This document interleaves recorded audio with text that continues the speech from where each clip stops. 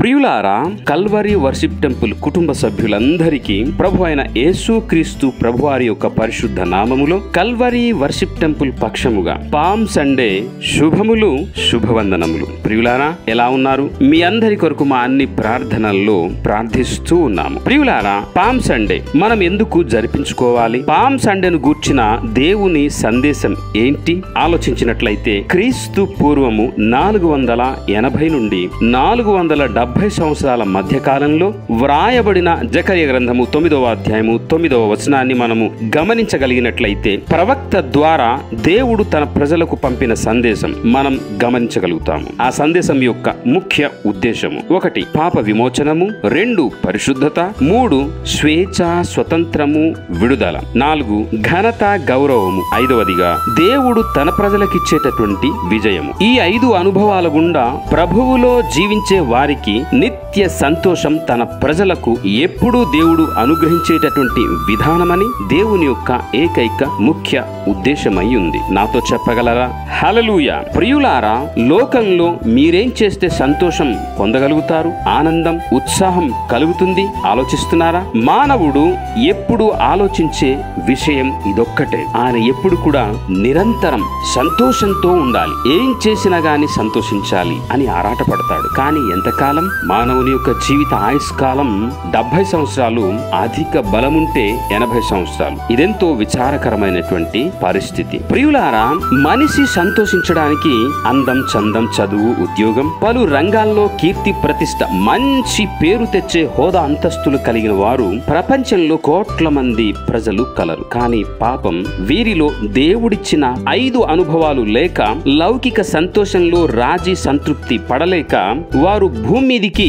వచ్చిన సంగతి గ్రహించక మునిపే తనువు చాలిస్తూ ఉన్నారు. ఇది చాలా విచారకరమైనటువంటి పరిస్థితి. రోజు మీడియా మాధ్యమంలో మనం చూస్తూ ఉన్నాము. ప్రియులారా, ఈ భూమి మీదికి కోట్ల మంది ప్రజలు వస్తున్నారు. ఎందుకు వచ్చారో తెలియకుండానే కాల గర్భంలో వారు కలిసిపోతుంట విచారకరమైనటువంటి పరిస్థితి. వారిలో చరిత్ర సృష్టించినటువంటి వారిని గమనిస్తే గనుక, కురుక్షేత్ర యుద్ధం గావించిన కౌరవ పాండవులు, వారికి యుద్ధానికి పురిగొల్పినటువంటి శ్రీకృష్ణుడు లక్షల మంది ప్రజల ప్రాణాలను గాల్లో కలిపి మిగిలిన కుటుంబ సభ్యులందరికీ దుఃఖ సాగరంలో నెట్టేశారు. యుద్ధ రంగంలో మొదటి ప్రపంచ యుద్ధం, 2వ ప్రపంచ యుద్ధాలు, తర్వాత చరిత్ర పుటల్లో హిట్లర్, ఛత్రపతి శివాజీ, తర్వాత ప్రపంచ ప్రఖ్యాతగాంచినటువంటి అలెగ్జాండర్ ది గ్రేట్, వీరందరూ కూడా యుద్ధాలు చేసి లక్షల మంది ప్రాణాలు గాల్లో కలిపేసి మిగిలిన వారి యొక్క కుటుంబాలకు దుఃఖ సాగరంలో ముంచేశారు వీరు. ప్రియులారా, వీరు లోకానికి ఏం తీసుకురాలేకపోయినప్పుడు ఏమీ తీసుకొని వెళ్ళలేకపోయారు. కానీ నేను ఒక సంగతి మీకు జ్ఞాపకం చేయనా? వీరందరూ దుఃఖాన్ని మిగిల్చి వెళ్ళారు అన్నటువంటి సంగతి నేను బల్లగుద్ది చెప్తూ ఉన్నాను. నిజమైన సంతోష మార్గంలో వారు నడవలేక, నిత్య సంతోషం, ఆనందం, ఉత్సాహం పొందలేకపోవుట విచారకరమైనటువంటి పరిస్థితి. ప్రియులారా, లోకంలో మీరేం చేస్తే నిజమైన సంతోషం పొందగలుగుతారో ఆలోచిస్తున్నారా? ప్రవక్త ద్వారా దేవుని సందేశం, నిత్య సంతోషానికి గల సంగతి గమనిద్దాం. ఈ ప్రవచన వాక్యం యేసుక్రీస్తు ప్రభువులో నెరవేర్పు జరిగినట్లుగా మత్తయి సువార్త 21వ అధ్యాయం మొదటి 17 వచనాలు, మార్కు సువార్త 11వ అధ్యాయం మొదటి 17 వచనాలు, లూకా సువార్త 19వ అధ్యాయం 29 నుండి 43 వచనాలు, యోహాను సువార్త 12వ అధ్యాయం 12 నుంచి 16 వచనాలు. యేసు ప్రభు వారి యొక్క నిజ జీవితంలో ఇది నెరవేర్చబడింది. ఆయనను అనుసరించినటువంటి ప్రజలందరికీ వారు నిరంతరం సంతోషించడానికి కావలసినటువంటి ఆ సంతోషం యొక్క వరం యేసు ప్రభుల వారు అందరికీ ఇచ్చి ఉన్నారని నేను మీకు గుర్తు చేస్తున్నాను. ఈ రోజు దేవుని యొక్క సంతోషానికి గల వరం పొందినటువంటి జకర్యా గ్రంథము 9వ అధ్యాయము 9వ వచనం: సియోను నివాసులారా బహుగా సంతోషించండి, యెరూషలేము నివాసులారా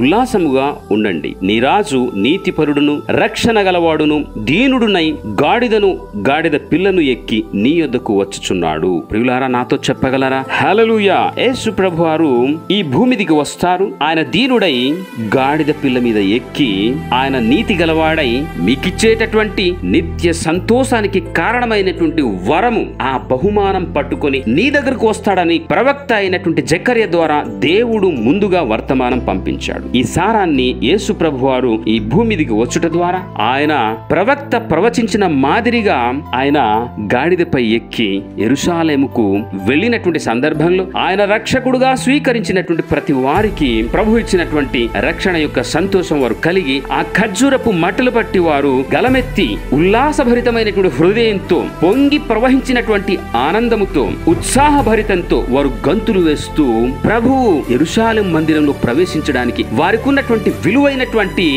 వస్త్రాలు, కొన్ని చెట్ల యొక్క కొమ్మలు వారు దారి పొడవును పరిచి మన ప్రభు అయినటువంటి యేసు ప్రభువును ఆహ్వానం చేస్తూ జయధ్వనులతో ఆ పట్టణమంతా మారుమోగిపోయినట్లుగా రక్షణ ఆనందాన్ని, ఆ ఉత్సాహాన్ని, సంతోషంతో వారు ప్రభువునకు యెరూషలేము మందిరానికి తీసుకుని వెళ్ళినట్లుగా ఈ లేఖన వచనాల యొక్క సారాంశాన్ని మనం గమనించవచ్చు. ప్రియులారా, లోకంలో మీరు ఏదైనా చేస్తే మీకు సంతోషం కలుగుతుందా? ఏదైనా మీరు పొందితే ఆనందం, ఉత్సాహం కలుగుతుందా? అది ఎంత సమయం ఉంటుంది ప్రియులారా? కొంత సమయమే. దేవుడిచ్చినటువంటి రక్షణ వరం యొక్క ఆ బహుమానం యొక్క ఆనందం, సంతోషం, ఉత్సాహం ఎంత గొప్పదో రాజైనటువంటి దావీదు గారి యొక్క స్వీయ అనుభవం నుండి మనం జ్ఞాపకం చేసుకుందాం. కీర్తనల గ్రంథము 51వ అధ్యాయము 12వ వచనం, నీ రక్షణ ఆనందము నాకు మరల పుట్టించుము, సమ్మతి గల మనస్సు కలుగజేసి నన్ను దృఢపరచుము అన్నటువంటి ఉద్దేశాన్ని, రక్షణ యొక్క గొప్పతనాన్ని ఆయన జ్ఞాపకం చేస్తూ ఉన్నాడు. అంతేకాకుండా కీర్తనల గ్రంథం 21వ అధ్యాయము 1వ వచనంలో ఉన్నటువంటి మాటను కూడా నేను మీకు జ్ఞాపకం చేస్తూ ఉన్నాను. యెహోవా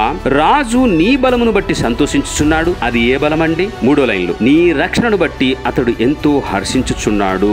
నాతో చెప్పగలరా? హల్లెలూయా.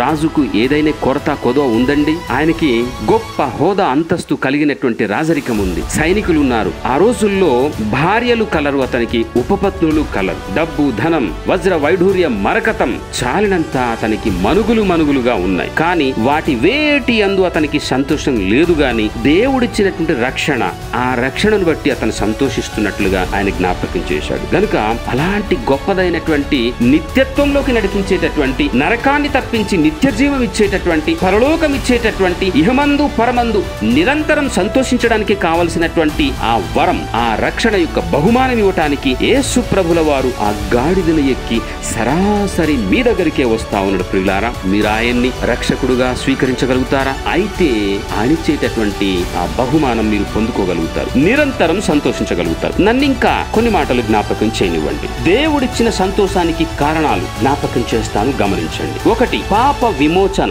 ఎప్పుడైతే యేసు ప్రభువారు ఆ గాడిదను ఎక్కి నీ దగ్గరికి సరాసరి వస్తా ఉన్నారు, ఎందుకు వస్తున్నారో తెలుసా ప్రియులారా? నీకు నిరంతరం సంతోషం ఇవ్వటానికి, అది నిత్యత్వంతో కూడినటువంటి సంతోషం ఇవ్వటానికి. అది ఎలా నీకు కలుగుతుందో గమనించాలని నేను మీకు గుర్తు చేస్తున్నాను. 1, పాప విమోచన కలిగిన. నేను ఇందాక చెప్పాను, రాజైనటువంటి దావీదు తన జీవిత కాలంలో చేసినటువంటి పాపము ద్వారా ప్రభు దగ్గర ఆయన పశ్చాత్తాప్తుడై ప్రార్థన చేసినటువంటి ప్రార్థన 51వ కీర్తనలో మొదటి 12 వచనాల్లో ఆయన విశదీకరించాడు. కనుక పాపము వలన వచ్చేటటువంటిది దుఃఖం కానీ సంతోషం కాదు. కనుక ప్రభు ద్వారా ఆ పాపాన్ని ప్రక్షాళనం గావించుకున్నట్లయితే మీకు ఆ రక్షణ యొక్క ఆనందం మీరు ఆనందించడానికి వెసులుబాటు అవుతుంది.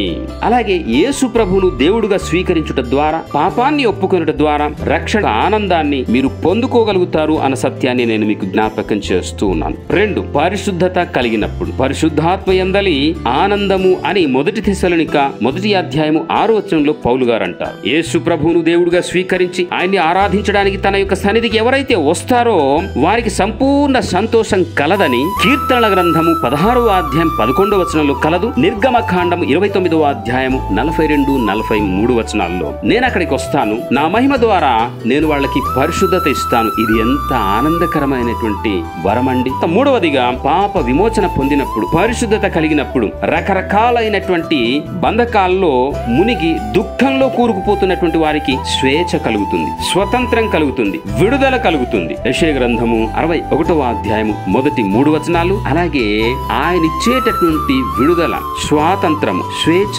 యేసు ప్రభు వారు ఇచ్చారు అన్నటువంటి సత్యాన్ని గలాతీ పత్రిక 5వ అధ్యాయం 1వ వచనంలో మనం చదువుతాం. అంతేకాకుండా ప్రియులారా, 4వదిగా ఘనత, గౌరవము కలుగుతుంది. ఎప్పుడైతే ఈ అనుభవాలు గుండా మీరు వెళతారో అప్పుడు దేవుడు మీతో సహవాసం చేస్తాడు, ప్రభువుతో ఆతిథ్య విందులో ప్రవేశించగలుగుతారు. ప్రకటన గ్రంథము 3వ అధ్యాయం 21వ వచనం, మీరు ఆయనతో సహవాసం చేసి ఆయన ఇచ్చేటటువంటి ఆతిథ్యము మీరు స్వీకరించుటకు ఆయన సహవాసంలో మీరు ఉన్నప్పుడు మీకు ఘనత, గౌరవము కలుగుతుంది. ఎవరు వీరు అనంటే ప్రభువు చేత రక్షింపబడినటువంటి ప్రజలు అన్నటువంటి భావన ప్రజల్లో నాటుకుపోతుంది. ఇది ఎంత ఘనత, ఇది ఎంత గౌరవమో ప్రకటన గ్రంథం 3వ అధ్యాయం 21వ వచనంలో ఉన్నటువంటి దేవునితో సహవాసపు విందు యొక్క ఘనత గౌరవం మీకు కలుగుతుంది అన్న సత్యాన్ని నేను మీకు జ్ఞాపకం చేస్తున్నాను. 5వదిగా దేవుడిచ్చినటువంటి విజయం. ప్రభు గాడిద పిల్ల ఎక్కి ఆయన దీనుడై మీ దగ్గరికి వచ్చినప్పుడు ఆయన ఇచ్చేటటువంటి రక్షణ యొక్క ఆ వరం మీరు స్వీకరించడానికి పాప విమోచన అనుభవంలోకి రాగలుగుతారు,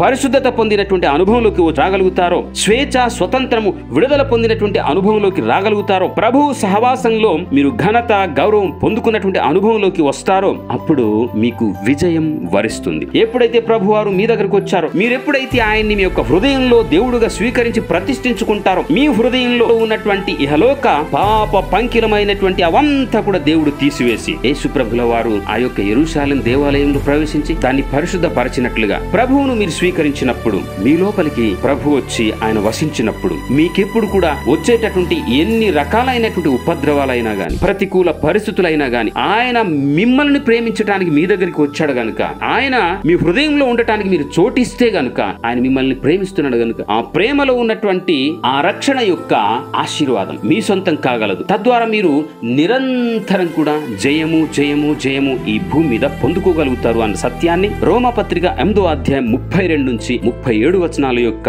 సారాంశంగా మనము గమనించాల్సినటువంటి అవసరత అక్కరత ఉంది. ప్రియులారా, నరకం అంటే దుఃఖం, పరలోకం అంటే సంతోషం. రక్షణ లేకుండా మరణించిన వారందరికీ నిత్య దుఃఖం కలుగుతుంది. సో ప్రభువునందు రక్షింపబడిన ప్రతి వారికి నిత్య సంతోషం దేవుడు అనుగ్రహించడానికే ఈ భూమి దిగి వచ్చి ఉన్నాడన్న సంగతి ఈ వర్తమానం ద్వారా మీరు గ్రహించి యేసు ప్రభుల వారిని మీ యొక్క హృదయంలో రక్షకుడుగా స్వీకరించి ఆ రక్షణ యొక్క బహుమానం స్వీకరించి ఇహమందు జీవించినంత కాలం సంతోషంతో ఆ తదనంతర కాలంలో కూడా మీరు సంతోషించడానికి కావలసినటువంటి ఆ వరాన్ని దేవుడు బహుమానాన్ని ఇచ్చాడు గనుక మీరు స్వీకరించి అలాంటి గొప్ప అనుభవంతో దేవుణ్ణి మహింపరుస్తూ ఉండాలని మీ అందరి కొరకు మా అన్ని సమయాల్లో ప్రార్థన చేస్తూ ఉన్నాం. దైవాశీస్సులు.